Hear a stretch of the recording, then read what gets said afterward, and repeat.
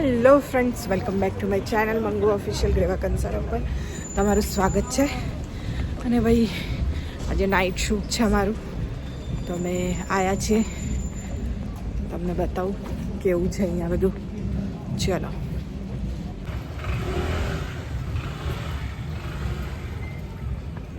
ઓય વિડીયોગ્રાફી ચાલુ છે. યસ,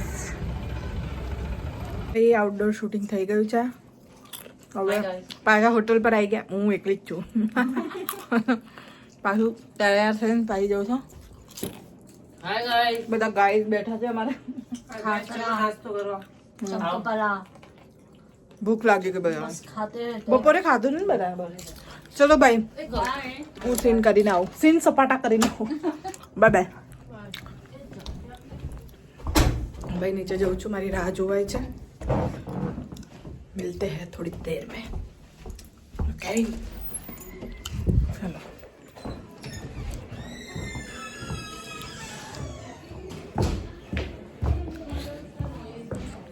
ભૂગોળ પર ક્યારે ભરોસો નહીં કરો. ફસાઈ ગયા ને તો બધા જોની અમે બધાને ઇનોસેન્ટ છે, અમે કઈ નહીં કહેતી. અરે અમે લોકો જાણે છે, હमें ખબર છે કે તમે ઇનોસન્ટ છો. वो लड़की फिर ये बोलेगी तो एक छोकरी जीवती है. गुस्से में वो लड़की जिंदा है और છોકરી જીવે છે. जीवे છે. એ લોકોને છોકરાઓને કહેશો. हाँ डांट के नीलम नाम नहीं, नीलम अभी गुस्सा है, अभी मोहब्बत खत्म हो गई सर, उसने फंसा दिया इनको. अरे मोहब्बत के लिए नहीं, उसको तो नाम से बोला गया नहीं नीलम. नहीं नहीं नहीं, उसको बोले ये लड़की है, अभी उसके लिए वो लड़की वो होगा. लड़की ये नीलम में क्या इमोशन है? ये लड़की जिंदा है, છોકરી જીવે છે. जीवे છે. તમે લોકોને ફસાઈ દો. છોકરી છે કે જીવે છે. હા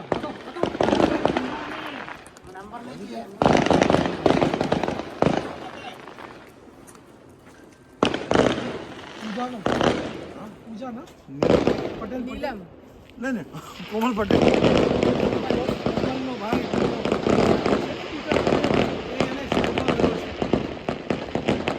ये देखो मैम अभी नाइट का सीन दे रही है लंदन में, और बहुत ठंड है उसके बाद भी આ ફોટો બતાડો. પછી જોયું એને રિએક્ટ કર્યું. તમે ટેન્શન નહીં લો. सीन देने के लिए वो इतनी ठंड में ऐसे कपड़े पहने हुए हैं. એને શોધવા ગયો છે. देखिए कितनी मेहनत करनी पीटा पड़ती है पटेल, आर्टिस्ट पीटा पटेल. मैम का.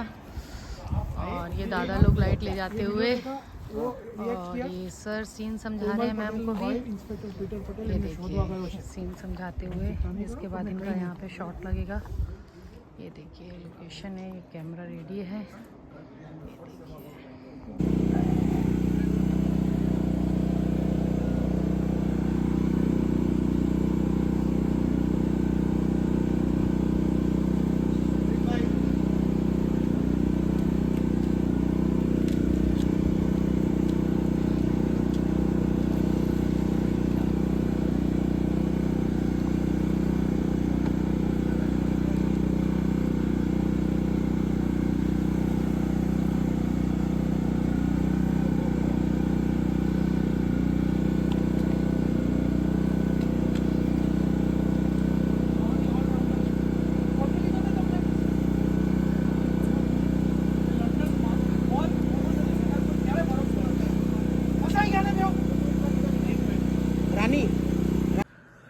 તો ફ્રેન્ડ, શૂટ પેકઅપ થઈ ગયું છે અને બહુ જ ઠંડી હતી. અતિશય ઠંડી કહેવાય ને, એનો અનુભવ મેં આજે કર્યો છે. કેમ કે આટલા ટાઈમથી છે ને મારું શૂટ બધું ઇન્ડોર જ હતું, એટલે હીટર ચાલુ હોય, ખબર ના પડે. તો એના લીધે ખબર નહીં પડી કે બહાર કેટલી ઠંડી ને શું છે. આઉટડોર બી જઈએ આવીએ અને પતી જતું હોય છે. પણ આજે મારા આઉટડોર સીન હતો એક જે લાસ્ટ કર્યો, એ તો બાપ રે, હાલત ખરાબ થઈ ગઈ. મતલબ તમે જોઈ શકો છો મારા સ્કિન ઉપર પણ એ થઈ ગયું છે, મતલબ બળી ગઈ છે કે ખબર નહીં શું. પણ આ સ્કિન જો મારી ઠંડીના લીધે આવી થઈ ગઈ છે. આ બાજુ પણ થોડું થયું હતું, પણ મેં ક્રીમ લગાવી દીધી હતી. પણ આ બાજુ હમણાં રાત્રે લગાવીને સૂઈ જઈશ ક્રીમ. તો ભાઈ એવું થયું છે. પણ બહુ મજા આવી. મજા એટલે કે સામે તમારા એક્ટર એવા હોય તો તમને કામ કરવાની મજા આવે. તો સુનિલજી હતા મારી સાથે, સનીજી હતા, ગૌરવજી હતા. તો એ લોકો સાથે એ લોકો એક્ટર જ એટલા સારા છે કે તમને મજા આવે કામ કરવાની. બીજા એક્ટરો પણ છે પણ એ લોકો સાથે મારા ઓછા સીન્સ છે. તો સ્મિતાજી છે એ મરાઠી એક્ટર છે પણ ગુજરાતી કરી રહ્યા છે. તો હું તો ના બોલી શકું બીજી કોઈ લેંગ્વેજ, મારાથી તો ટ્રાય પણ ના થાય. પણ એ છોકરીને દાદ આપવી જોઈએ કે એ એટલું ઇન્વોલ્વ થાય છે, મતલબ શીખવાની કોશિશ કરે છે. એમના ડાયલોગ્સ મને બોલતા હોય છે વારે ઘડીએ કે ગ્રીવા એ कैसे बोलते हैं, इसको कैसे करते हैं, આને શું કહેવાય, હિન્દીમાં આનો મતલબ શું આવે, ગુજરાતીમાં આનો મતલબ શું આવે, ને એને કેવી રીતે બોલવાનું હોય. તો બહુ જ ટ્રાય કરતા હોય છે. તો એ છે કિરણ મેડમ છે, એ તો એટલા ક્યુટ છે ને. તો એ છે હિતેનજી છે, કથા મેડમ છે. તો બધા એટલા સરસ સરસ એક્ટર છે અને બધાની મહેનત એટલી બધી છે. અને મારી બીજી ફ્રેન્ડ લોકો છે, સંજના છે, મયંકા છે, પૂર્વાજી છે, એ બધાનું ઇક્વલ મતલબ મારી સાથે બધું છે સારું ને એવું. તો બધા પોતપોતાના કેરેક્ટરમાં બધા સારા છે. મનનભાઈ છે. તો બધા મજા આવે છે બધાની સાથે કામ કરીને. અને ક્યાં દિવસો જતા રહ્યા ખબર પણ ના પડી. હવે 1 કે 2 દિવસ બાકી છે શૂટના. અને જોઈએ હવે. મને નથી લાગતું મારું હવે કંઈ બાકી હશે તો સર કહેશે કે કંઈક પાસિંગ સીન કે કોઈ એવા શોર્ટ કે એવું કંઈક બાકી હશે તો. બાકી તો ઓલમોસ્ટ પતી જ ગયું છે. પણ મને મજા બહુ આવી આ વખતે. જમવાનું પણ 1 નંબર જમવાનું આવતું હતું. અમે એટલી બધી વસ્તુઓ લઈને આવ્યા છીએ જમવાનું ખાવાનું બનાવવા માટે આ તે, પણ અમે એક પણ વસ્તુ અડ્યા પણ નથી. અહીંયા જે આવે છે એ જ જમીએ છીએ અને એ જ ચલાવીએ છીએ. બાકી અમારો બધો નાસ્તો છે ને અચ્ચર પચ્ચર, થોડુંક ક્યાંક ભૂખ લાગે તો ખાઈએ છીએ, બાકી એવું ને એવું જ પડી રહ્યું છે. કાલે કદાચ કે આજે જાણે ગીતાએ ઓટ્સ બનાવ્યા હતા તો એ ખાધા હતા.